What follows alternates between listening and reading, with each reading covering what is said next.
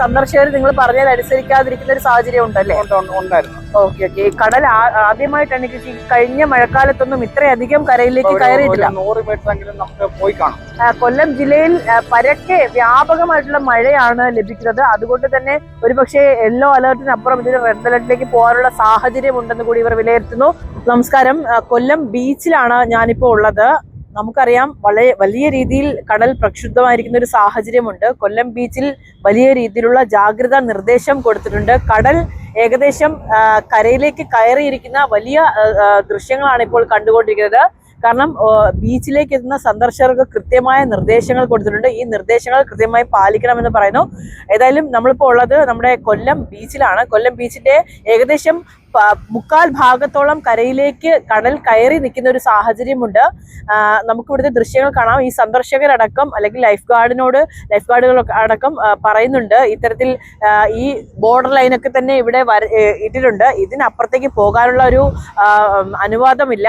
വലിയ രീതിയിൽ പ്രക്ഷുബ്ധമായിരിക്കുന്നു. കാലാവസ്ഥ പ്രതികൂലമാണ്. ഏതായാലും മുനിസിപ്പൽ കോർപ്പറേഷന്റെയും ലൈഫ് ഗാർഡുകളുടെയൊക്കെ നിർദ്ദേശപ്രകാരം വലിയ രീതിയിലുള്ള ഒരു ബോർഡ് ഇവിടെ സ്ഥാപിച്ചിട്ടുണ്ട്. കാരണം അപകട സാധ്യത വലിയ രീതിയിൽ കൂടി നിൽക്കുന്ന ഒരു സ്ഥലം തന്നെയാണ്. അതുകൊണ്ട് തന്നെ ഇവിടേക്ക് കടലിലേക്ക് ഇറങ്ങുന്നവർ പ്രത്യേകം ശ്രദ്ധിക്കണം. കാരണം ഏത് നിമിഷവും വലിയ രീതിയിലുള്ള തിരമാലകൾ കരയിലേക്ക് ആഞ്ഞടിക്കാനുള്ള സാധ്യത വളരെ കൂടുതലായി കാണുന്നു.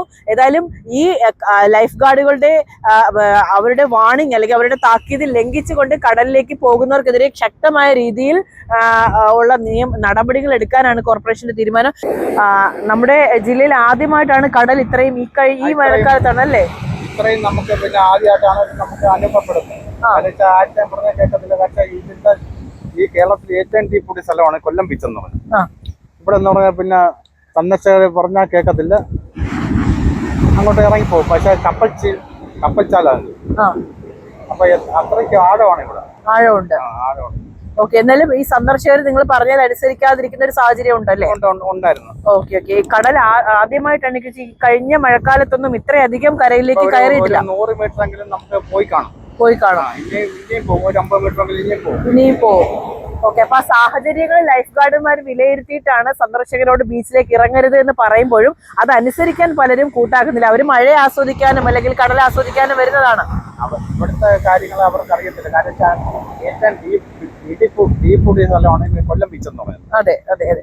ഇന്ത്യയിൽ തന്നെ ഏറ്റവും ആഴമേറിയ കടലുകളിൽ ഒന്നാണ് നമ്മുടെ കൊല്ലം ബീച്ച്. അതുപോലെ ഇതൊരു കപ്പൽ ചാലാണ്. അപ്പൊ അത്രത്തോളം ആഴം ഉണ്ടായിരിക്കും. അത്രത്തോളം ജാഗ്രതാ നിർദ്ദേശം കൊടുത്തിട്ട് പോലും സന്ദർശകർ അത് അനുസരിക്കാൻ കൂട്ടാക്കാത്തത് ഇവർക്ക് വലിയ രീതിയിലുള്ള തലവേദന ഉണ്ടാകുന്നുണ്ട്. പിന്നെ ആരും നമുക്ക് പിന്നെ ആരും പോകുന്നില്ല.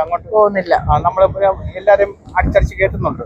നമ്മൾ ഈ റോപ്പ് കെട്ടിയിട്ടുണ്ട്, കാര്യങ്ങളെല്ലാം ചെയ്തിട്ടുണ്ട്. പിന്നെ ഇനിയും നമുക്ക് ഈ റോപ്പ് ഒന്നോട്ട് മാറ്റിയിടേണ്ടി വരും. കാരണം വീണ്ടും ബീച്ച് പോകും. ശരിക്കും ഞാൻ മറ്റൊരു കാര്യം ചോദിച്ചോട്ടെ. നമ്മുടെ ജില്ലയിൽ ഇപ്പോഴും യെല്ലോ അലർട്ട് മാത്രമേ പറയുന്നുള്ളൂ. പക്ഷെ നമ്മുടെ ഇപ്പോഴത്തെ ഈ ഒരു കാലാവസ്ഥ ഇത് റെഡ് അലർട്ട് തന്നെയല്ലേ? അവിടെ ഇപ്പം പെയ്ത് തുടങ്ങിയിട്ടുണ്ട്. അപ്പൊ ഏതായാലും വലിയ രീതിയിലുള്ള ജാഗ്രതാ നിർദ്ദേശം പാലിക്കാനാണ് ലൈഫ് ഗാർഡുമാർ പറയുന്നത്. അതോടൊപ്പം തന്നെ കൊല്ലം ജില്ലയിൽ പരക്കെ വ്യാപകമായിട്ടുള്ള മഴയാണ് ലഭിക്കുന്നത്. അതുകൊണ്ട് തന്നെ ഒരുപക്ഷെ യെല്ലോ അലർട്ടിനപ്പുറം ഇതിന് റെഡ് അലർട്ടിലേക്ക് പോകാനുള്ള സാഹചര്യം ഉണ്ടെന്ന് കൂടി ഇവർ വിലയിരുത്തുന്നു. ഏതായാലും കൊല്ലം ബീച്ചിലെത്തുന്ന സന്ദർശകർക്ക് ശക്തമായ വിലക്ക് തന്നെ ഏർപ്പെടുത്തിയിരിക്കുന്നു. അവർ പറയുന്നത് അനുസരിച്ച് പോവുകയാണെങ്കിൽ, അതായത് കടൽ പ്രക്ഷുബ്ധമാണ്, ഏത് നിമിഷവും കടൽ മാറുന്ന സാഹചര്യം തന്നെ നിലനിൽക്കുന്നു.